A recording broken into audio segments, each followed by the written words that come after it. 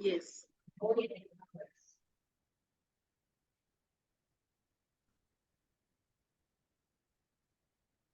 नमस्कार। Know your self group में मैं मीनू गोइन का आप सभी का स्वागत करती हूँ और इस सेशन में जुड़ने के लिए धन्यवाद करती हूँ। जो भी बाद में सुनेंगे और जो अभी सुन रहे हैं, तो मास्टर्स, हम आज सुनेंगे श्री रमन महर्षि को। सभी ने उनका नाम सुना हुआ है। भारत में इतने बहुत सारे अनेक ऋषि मुनि संत हुए हैं, तो हर एक ने अपनी अपनी ध्यान साधना के द्वारा ज्ञान को दिया। और श्री रमन महर्षि जाने जाते हैं अपने आत्मनिरीक्षण, जो उन्होंने हमें सिद्धांत सिखाया आत्म विश्लेषण करके कि हम अपने आप को पहचाने कि मैं कौन हूँ। उन्होंने इस तरह के प्रश्न उठाए और उस ध्यान में जाकर अपने आप को, अपने मूल स्वरूप को जाने हम। ये हमने वहीं से जाना। तो मैं उनकी जीवनी के बारे में कुछ बताना चाहूंगी। रमन महर्षि 30 दिसंबर 1879, आज से करीब 145 साल पहले, उनका दक्षिण भारत के तमिलनाडु के मदुरई के पास एक गांव में तिरुचुली में उनका जन्म हुआ था। और उनके बचपन का नाम था वेंकट रमन। उनकी माता का नाम अलगामाल और पिता सुंदरम अय्यर थे। पिता किसान थे। 3 पुत्र थे और ये दूसरे नंबर के थे। तो 12 साल तक इनकी शिक्षा जो उस गांव में हुई तिरुचिली में। पिता के देहांत के बाद ये भाई जो थे, इनके तीनों भाई, इनके पिताजी के देहांत के बाद एक चाचा के यहाँ चले गए। तो चाचा की जान मदुरई में थी, वो इस गांव से वहां ले गए। तो बाकी की शिक्षा इनकी चाचा के यहाँ हुई, लेकिन इनको इतना शिक्षा के प्रति इनका इतना झुकाव नहीं था, क्योंकि इनके अंदर से ही ऐसा लगता था कि उनको अनुभव हुआ कि मेरे अंदर आप कुछ और भी है जिसको मैं जानना चाहता हूँ। और उनको एक अनुभव हुआ कि मृत्यु और उसके बाद जीवन क्या है। इस तरह से उन्होंने बचपन में ही एक अनुभव कर लिया। और उनकी अंतर्दृष्टि से खुद को उन्होंने देखा कि एक स्वतंत्र शरीर हूँ।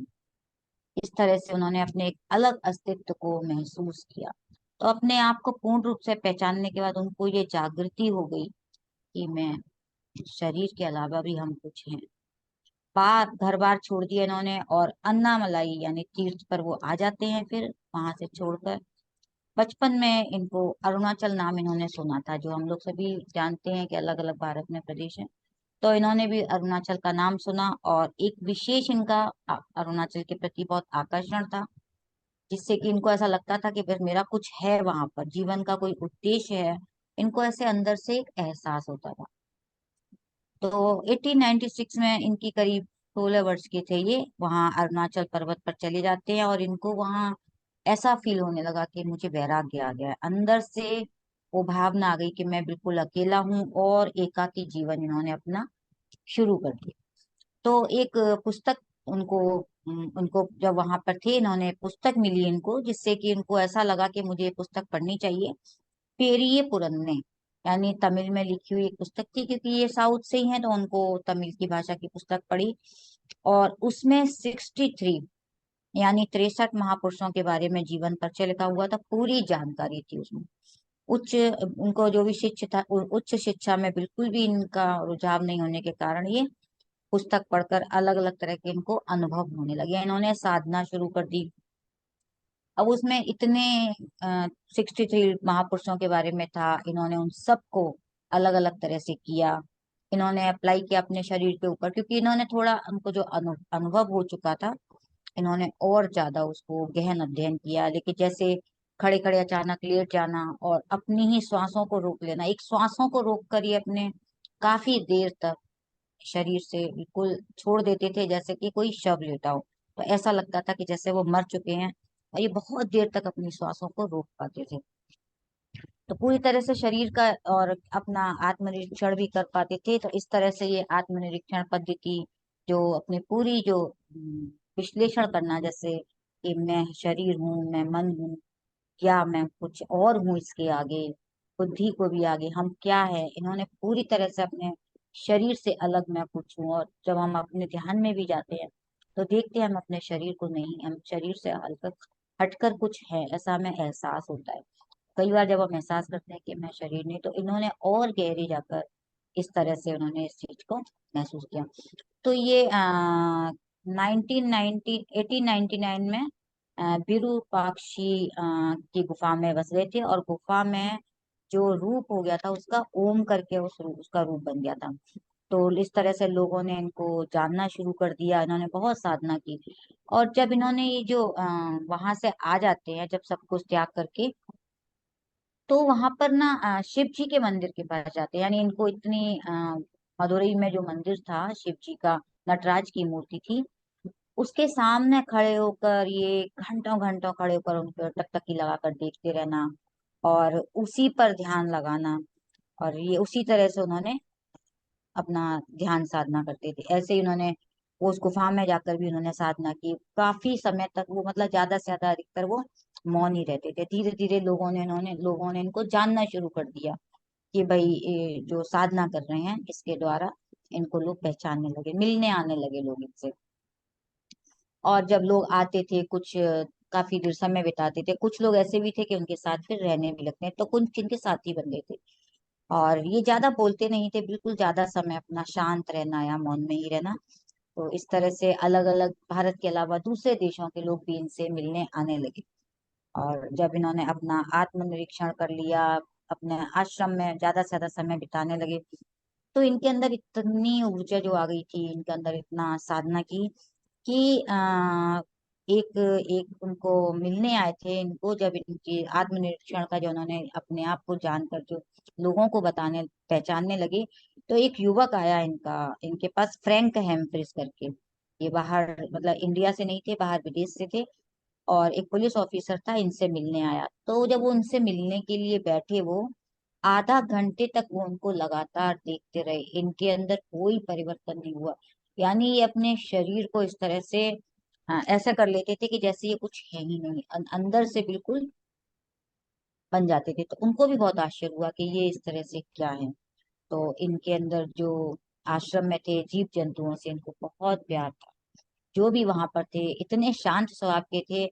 इनके साथ बहुत तरह के जानवर, जैसे गिलहरी, बंदर और सांप, मतलब सांप है, शेर है, चीता है, कोई भी तोता है, बिल्ली है, हर तरह के जानवर इनके आश्रम में रहते थे। और सभी को वो इतने प्रेम से देखते थे कि इनका नाम ही वहां पर रख दिया गया, ब्रह्मा स्वामी पड़ गया। तो इस तरह से इनको इतना प्रेम था जानवरों से। इनके बहुत सारे इस तरह के अनुभव हैं कि जानवरों के प्रति एक ऐसा, एक और मैंने पढ़ा उसमें पुस्तक में, कि एक इनसे जो मिलने आते हैं, तो वो रात में उनको, सो रहे थे वो, तो वहां पे उनके पास एक सांप आ गया। तो जब वो सांप उनके पास आ गया तो वो डर गए। उनके मुंह से एक जोर से आवाज निकल गई, क्योंकि वो तो आश्रम था, वहां तो सभी उनके मित्र बनकर रहते थे। तो जब उनका एक शिष्य था, उन्होंने कहा डरिए मत, और उन्होंने इशारे से उस सांप को बस कह दिया, ठहरो, ठहर जाओ। और वो धीरे धीरे सांप अपने आप ही सरक के चला गया। तो उनको बहुत आश्चर्य हुआ। उन्होंने कहा, अरे सांप तो इस तरह से बात कर रहे हो जैसे वो बात कर रहा है, तुम्हारी सब बात सुन रहा है, और जैसे इंसान से बात करते हैं ऐसे ही वो सब उनसे बात करते थे। तो ये उन्होंने कहा, हाँ, यहाँ इतना प्रेम है जीव जंतुओं में, इंसान में कोई फर्क नहीं है। तो वहां वो इंसानों से इस तरह से ही बात करते थे। आज जब हम अपने पेट्स रखते हैं घर में, तो वो हमारी भाषा समझते, कहते हैं प्रेम की भाषा एक ऐसी भाषा है, हर एक कोई समझ सकता है। और इस तरह से उनका फिर आगे, इनके अनुयायी थे, उन्होंने आश्रम का निर्माण किया। विरूपक्ष एक आश्रम है, विरूपक्षा के पास ही उनका नाम रखा गया सरबंदा आश्रम। तो 1922 में आगे चल के फिर इनकी माता जी का देहांत हो जाता है, और फिर उस आश्रम में प्रतिमा बनवाई जाती है। तो अपनी वहां पर स्कंदा आश्रम में उनकी माँ की समाधि बनाई जाती है, और वहां अस्पताल बनाते हैं। और फिर वहां पर ये एक रमन्ना आश्रम बनाते हैं। तो इस तरह से ये धीरे धीरे अपना जो इनका ज्ञान था, लोग इनसे जुड़ते जाते हैं, और इनके अनुयायी बनते जाते हैं। तो 1948 में अंत में इनके शरीर में बाएं कंधे पर एक छोटी सी गांठ हो जाती है, और वो ये निकलवाते हैं। तो इस तरह से बार बार छोटी छोटी गांठें, वो तो जो आज जैसे डॉक्टर्स होते हैं, उनके अनुयायी भी कहते थे हटा दीजिए ये गांठें। तो वो उस गांठ को निकलवाते थे, उनको बिल्कुल पता नहीं चलता था, क्योंकि वो शरीर को महसूस ही नहीं करते थे, उनके शरीर में कोई तकलीफ नहीं होती थी। आज अगर कहीं जैसे डेड सेल होती है तो हम उनको हटाते हैं तो दर्द नहीं होता, लेकिन हमारे अगर कहीं सेल में अगर लाइफ है तो वो हमें पेन फील होता है। लेकिन उनके शरीर में पेन नहीं होता था, चाहे वो एक बार या 4 बार उनके सर गांठें निकाली, लेकिन उनको कोई पता नहीं चला। और वो बार बार ऑपरेशन उनका 4 बार चुका, फिर उन्होंने मना कर दिया कि इतना उनका शरीर कमजोर हो गया था। फिर उन्होंने कहा अब मेरे को जरूरत नहीं है, क्योंकि उनको बहुत तकलीफ, उनका जो शरीर था वो कमजोर होता जाता। तो इस तरह से उनके शरीर को उन्होंने कहा है कि शरीर एक केले की पत्ता की तरह है। यानी हम अपने शरीर को आ, जितना इसको सजाते हैं, संवारते हैं, करते हैं, लेकिन वो कहते हैं शरीर तो हमारा एक केले की पत्ते की तरह है, भोजन कर लो और इसको फेंक दो। और वैसे ही हमको शरीर त्याग देना चाहिए, लेकिन हम बार बार इसको जैसे समेट के रख देते हैं। क्या हम क्या खाना खाने के बाद उसको समेट के रखते हैं, धो के रखते हैं? नहीं। इस शरीर को खत्म हो जाना है, फिर एक नया जीवन मिलेगा। तो इस तरह से उन्होंने अपने इस बहुत सुंदर इसमें वर्णन दिया है। तो मैं चंद लाइनें कहना चाहूंगी उनके इस बारे में। हमारा शरीर एक केले के पत्ते की भांति है, जिस पर सभी प्रकार के स्वादिष्ट व्यंजन रखे जा सकते हैं। जब हम इसके पत्ते से भोजन खा लेते हैं, तो क्या उसके पश्चात पत्ते को सुरक्षित रखते हैं? क्या हम उसे उठाकर फेंक नहीं देते? जब हमारा उद्देश्य पूरा हो जाता है, तो कहते हैं हमारा जब जीवन का उद्देश्य पूरा हो जाता है तो ये हमारा शरीर नष्ट हो जाता है। तो मृत्यु होने पर कौन इस शरीर को, इसको सह सकता है? कौन इसको संभाल कर रखता है? हर काम के लिए सहायता की आवश्यकता पड़ती है।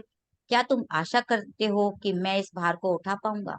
क्या मैं इसको संभाल के, जैसे 4 आदमी कंधे पर उठाकर ले जाते हैं, तो मान लो तुम लकड़ी के टाल पर जाकर एक बंडल आग जलाने की लकड़ियां लकड़ियां खरीदते हो, उन्हें उठाने के लिए एक मजदूर बुलाते हो ताकि वह लकड़ियां तुम्हारे घर तक पहुंचाई जा सके। तो जैसे ही तुम उस मजदूर के साथ साथ चलते हो, वह निश्चित सीमा तक पहुंचने की जिज्ञासा रखता है, ताकि वह वहां लकड़ियों के बंडल को उतार कर रखे और चैन की सांस ले सके। कितनी सुंदर बात है। इस प्रकार जननी भी इस नश्वर शरीर से छुटकारा पाने को इच्छुक है। तो यानी हमको इस शरीर को एक जो समय मिला है उसके बाद हमको छोड़ देना है, और उस शरीर के साथ हमको इतना अटैच नहीं करना है। बस हमें जो भी हमारा उद्देश्य है वो हमें उसको पूरा कर लेना है। तो इसके बाद बताते हैं कि रामायण महर्षि ने अपने शारीरिक वस्त्र, यानी जो बार बार कह रहे थे कि ये तो एक वस्त्र है, 1950 में 14 अप्रैल के दिन उसको उन्होंने उस वस्त्र को उतार दिया और एक कमल की मुद्रा में विराजमान थे। उनके मुख से अंतिम शब्द ओम निकला। तो उनको, उनके बारे में बहुत ही सुंदर वर्णन है। आप लोग अगर इसको आगे भी जानना चाहेंगे कि जो गुफा के अंदर उन्होंने ध्यान किया, साधना की, बहुत ही जो विरूपाक्षी गुफा थी उसके अंदर उन्होंने ध्यान साधना की। अनेक साधु संत उस गुफा में साधना कर चुके थे। उतनी उसकी जो है आज भी अगर हम देखें तो वहाँ उसका बहुत ही, वहां पर जाकर साधना करें उनका वहां पे आज भी है। तो इस तरह से उनके आश्रम में जाकर हम आज भी जाकर जा सकते हैं। और फिर वो बताते हैं कि उनके जो शिष्य थे, 28 प्रश्नों के उत्तर जो उनसे पूछे गए थे, पूरा अध्यात्म का सार है उसमें। और उनका नाम था श्री शिव प्रकाशन पिल्लई। तो उन्होंने, रमन महर्षि जब प्रश्न पूछे थे और उन्होंने मौन में रहकर ही पूरे उनके उत्तर का जवाब दिया था, यानी वो लिख कर देते उन्होंने जवाब दिए थे। इस तरह से आप उनको सुन सकते हैं। एक एक दो प्रश्न मैंने उनके बारे में मैं बताती हूँ कि पूछा गया उनसे, विपरीत परिस्थितियों में हम शांत कैसे?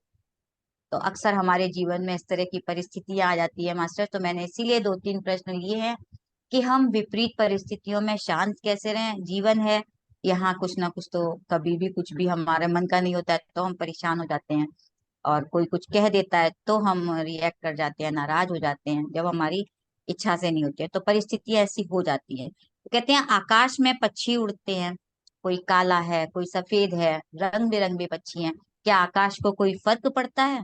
तो तुम अपने आप को वो आकाश महसूस करो, उस विराट को जानो, उससे नाता जोड़ो, तुम वही हो। तुमने अपने आप को छोटा सोच रखा है, तुम कम नहीं हो। ऐसे ही एक सागर, सागर को जानो, तुम्हारे अंदर सब कुछ है। तुम जब अपने आप को समझोगे तो तुम विचलित नहीं हो पाओगे। तुम्हें अपने आप को जानना है, स्वयं से जुड़ जाओ, स्वयं को जानो, तुम इतने सीमित नहीं हो तो तुमने अपने आप को सीमित बना रखा है। तो हम जब विपरीत परिस्थितियों में शांत हो जाते हैं, कैसे हो? जब हम सोचते हैं किसी ने मेरा अपमान कर दिया, कोई मेरे को किसी ने कह दिया, तो हमें अपने शरीर पे उसका असर नहीं पड़ने देना चाहिए। हम कितनी जल्दी छोटी छोटी बातों से नाराज होते हैं। हम सबके साथ ही होता है ऐसा। ऐसा नहीं है कि आज हमने ज्ञान ले लिया तो आज ही हम बदल जाएंगे। नहीं, हमें बार बार बार बार इस चीज का अभ्यास करना पड़ता है। तो वो कहते हैं फिर मन को हम स्थिर कैसे रखें? ये तो होता ही रहता है, बार बार होता है, मन को कैसे स्थिर करें? कहते हैं मन का काम है, कभी कुछ सोचेगा, कभी कुछ सोचेगा, और हमें क्या करना है? बार बार स्थिर होना है। उसका स्वभाव नहीं है स्थिर होना, वो तो चंचल है। जैसे सूर्य की गर्मी को क्या हम खत्म कर सकते हैं? देखिए, बहुत सुंदर जवाब है। सूर्य की गर्मी को खत्म कर सकते हो क्या? नहीं, हम सूर्य की गर्मी को खत्म नहीं कर सकते। हम सिर्फ स्थान बदल सकते हैं, पेड़ की छांव में आ जाएं।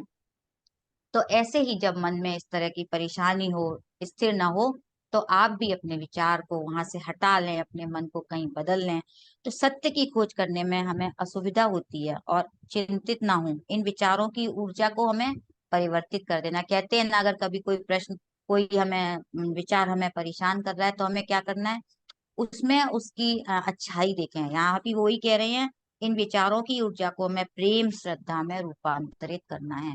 उस समय हम उसको ग्रेटिट्यूड कर दें, या उसकी अच्छाई को देखें, उसके अंदर वो प्रेम है उसको देखें। जैसे ही हम अपने उस भाव को बदल देते हैं, तो सब कुछ बदल जाता है। जीवन में भाव की उपयोगिता बहुत है। यानी देखिए, अब हमारी यहाँ भाव की बात कह रहे हैं कि हम जो भावनाओं में बह जाते हैं, सब कुछ भावनाओं से ही जुड़ा हुआ है, विचारों से नहीं। शुद्ध भावनाएं होने पर सरलता हो जाती है। हम जैसे ही शुद्ध हो जाते हैं, हमारे मन में क्या होता है? हम बहुत सरल होने लगते हैं, और एक नया ज्ञान प्राप्त होता है। अपने जीवन का हमें खुद ही निरीक्षण करना है। जीवन में हम कैसा जीवन जी रहे हैं, हमें खुद नहीं पता। जीवन में हम मित्रता रखते हैं कि शत्रुता? दूसरों के प्रति हमारे अंदर स्नेह है कि विरोध है? किस ऊर्जा से हम अपने जीवन को चला रहे हैं, किस तरह का जीवन हम जी रहे हैं? पहले हम खुद को तो देखें। वो हमें इतना ज्ञान देते हैं, हर जगह हमें ये ज्ञान है, लेकिन हम बार बार इन चीजों के लिए कहते हैं कि मेरे साथ ऐसा क्यों हो रहा है, क्यों? आप देखिए, आपका जीवन आप अपना कैसा बिता रहे हैं? क्रोध में, गुस्सा में, विरोध में। हम कितनी चीजों का विरोध करते हैं अपने जीवन में। तो आप अपने जीवन में एक महत्वपूर्ण, अगर आप इस तरह से जीवन जी रहे हैं, गुस्से में है, नाराजगी है, कोई शिकायत है, तो आप जीवन में एक बहुत महत्वपूर्ण अपने जीवन को, इस हिस्से को उस वंचित हो रहे हैं। यानी आपने जीवन के उस हिस्से को व्यर्थ कर दिया। तो यानी हमें अपने जीवन को अब कितना अवेयर होना है हमें, कि एक एक बचाव करना है अपने जीवन को, कि हमें अपने जीवन को खराब नहीं करने देना है। अपने आप को जाने, अपने आप से प्रेम करें।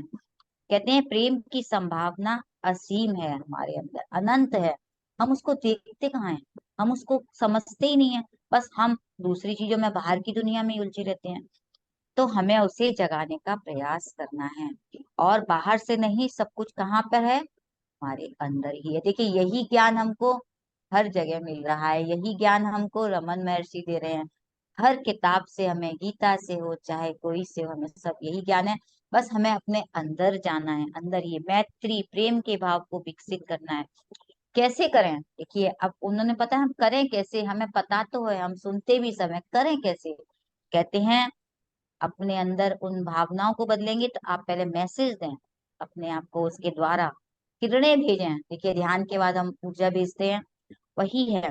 और निरंतर जगाने का प्रयास करें अपने अंदर। अब अगर और नहीं समझ में आता है, तो और अच्छा तरीका बताते हैं, जाइए नेचर में, जाइए नदी के किनारे बैठ जाइए, पेड़ों के पास जाइए। सबसे आसान होता है प्रकृति से जुड़ना, क्योंकि हमें मनुष्य के साथ हम इतनी जल्दी नहीं जुड़ पाते हैं। तो पहले हमें प्रकृति से जुड़ना है। फूल, पेड़ पौधे, नदियां, इन सबको अपने प्रेम से देखेंगे ना, हम बहुत जल्दी हमारे अंदर प्रेम जाग जाता है। फूलों को देख के कितनी जल्दी प्रेम आता है कि हमें वो तो दे ही रहे। कहते हैं ना कि हमें जब हम सब कुछ हमें प्रकृति देती है, हम देने में कमजोर पड़ जाते हैं।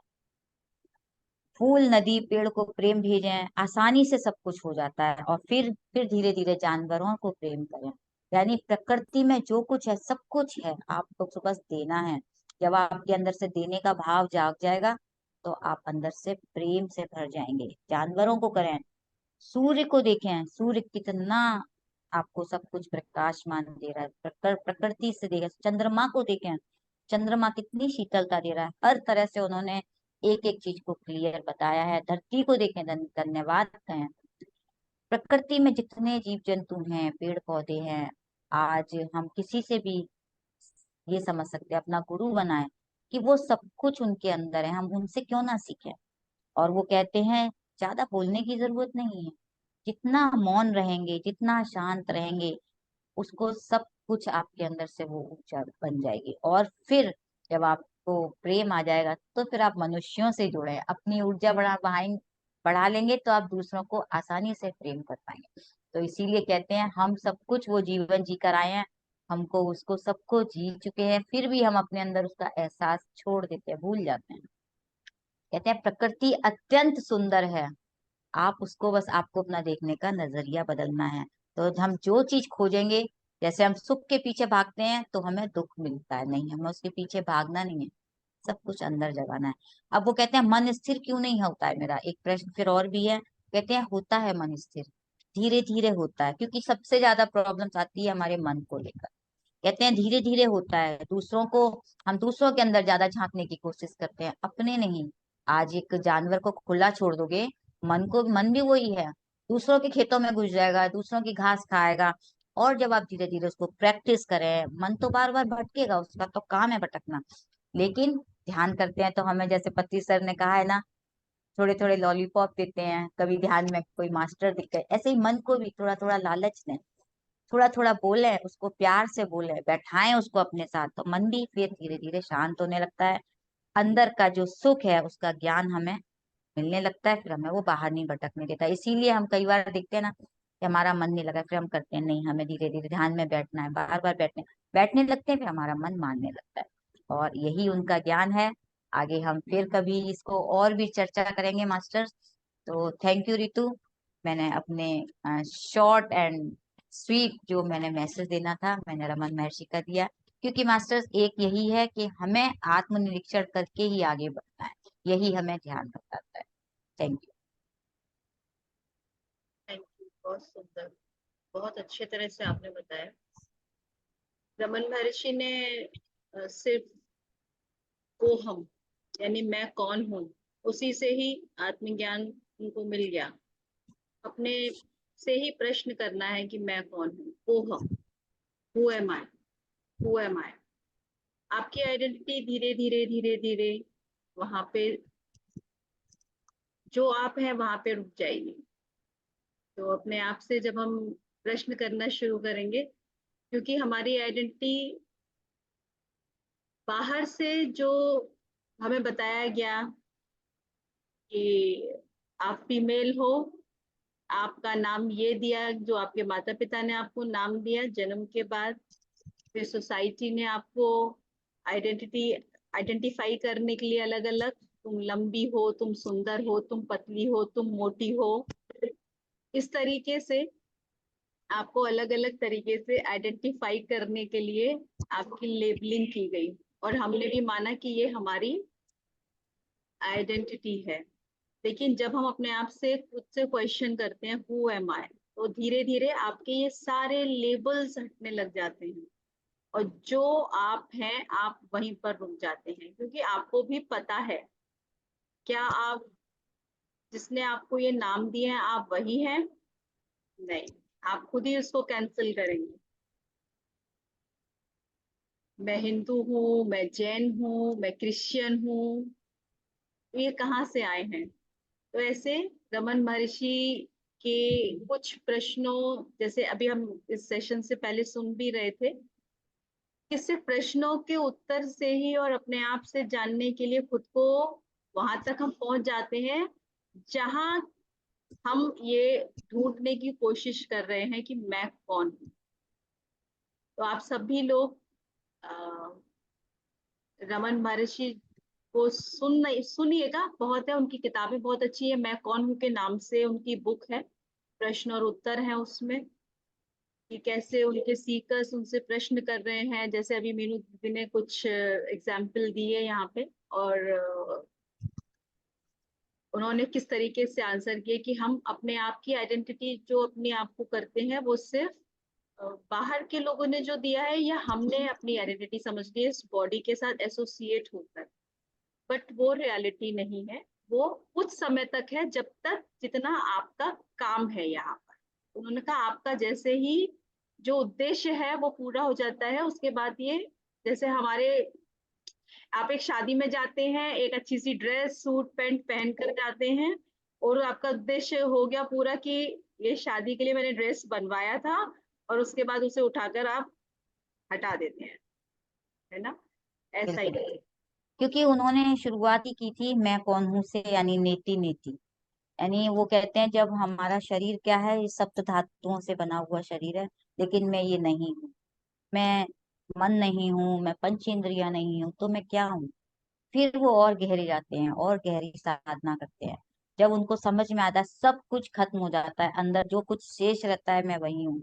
यानी मैं एक आनंद हूँ और कुछ नहीं, बस जो बाकी का क्या रह गया, उस आनंद को महसूस करो। तो वो कहते हैं जो सब कुछ लोप हो गया, जो देख रहा है, जो दृष्टा है, जो दृश्य जगत को हम देख रहे हैं, ये तो लोप हो जाता है और सिर्फ दृष्टा रह जाता है। यानी जो रह गया वही है हम। तो धीरे धीरे जब हम ध्यान से इन चीजों को महसूस करते हैं, वही हम समझ पाते हैं कि मैं ब्यूटीफुल। मास्टर्स, कोई आप अपना अनुभव शेयर करना चाहें, क्योंकि ध्यान भी हमने अभी नीति नीति से ही किया था। अच्छा, मुझे पता नहीं है, मैं तो इतने गहरे ध्यान में थी, मुझे पता ही नहीं है।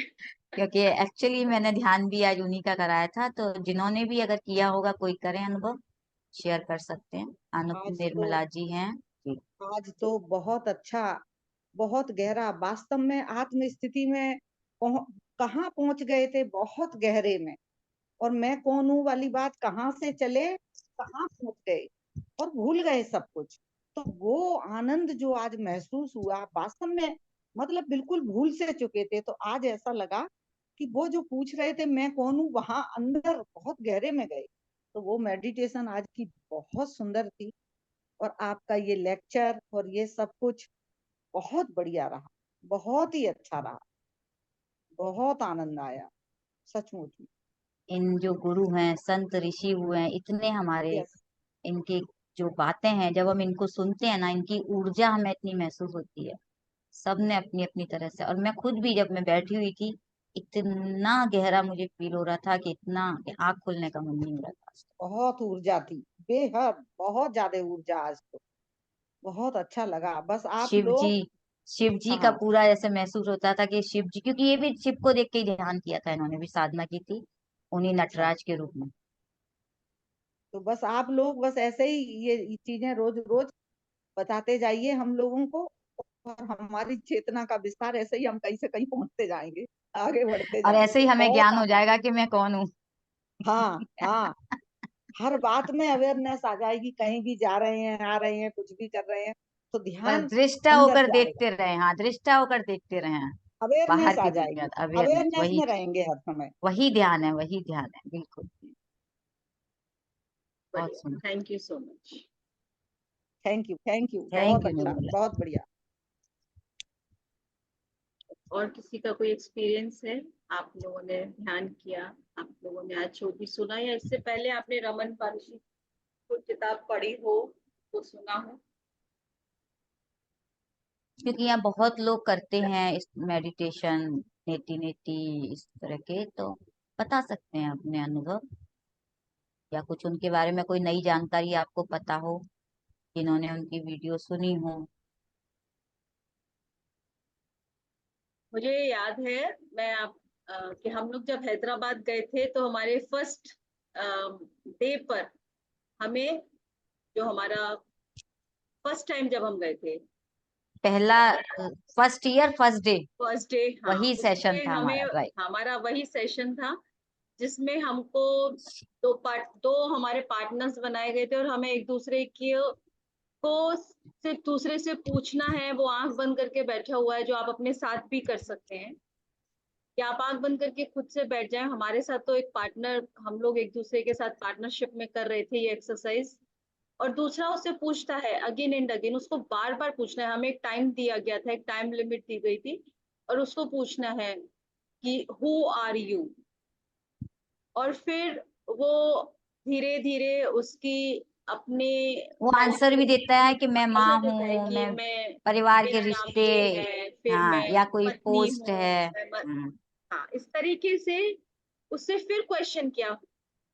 तो ऐसे करते करते करते करते करते करते उसकी सारी आइडेंटिटी ड्रॉप होती चली गई। और हम जहाँ अपनी क्योंकि आइडेंटिटी ड्रॉप करते हैं तभी हम जुड़ पाते हैं उससे। राइट, तो ये हमें जब भी हम हु एम आई की बात सुनते हो कि हमने वहीं से फर्स्ट टाइम इसको किया भी था, एक्सपीरियंस भी किया, और समझ में आया कि एक्चुअली ये क्या है। अपने आप से जब हम क्वेश्चन कर रहे हैं और हमें कहाँ क्या बताने की कोशिश की जा रही है कि आपकी धीरे धीरे जो जितनी हमने अपने बिलीफ से या हमारी जो भी आइडेंटिटी हमें बाहर से मिली हुई है वो हमारी नहीं है। तो आपको उस सोल कॉन्शियसनेस में हमेशा रहना है। वो कैसे हम लेंगे? जब हम अपने आप से क्वेश्चन करेंगे हु एम आई। तो रमन महर्षि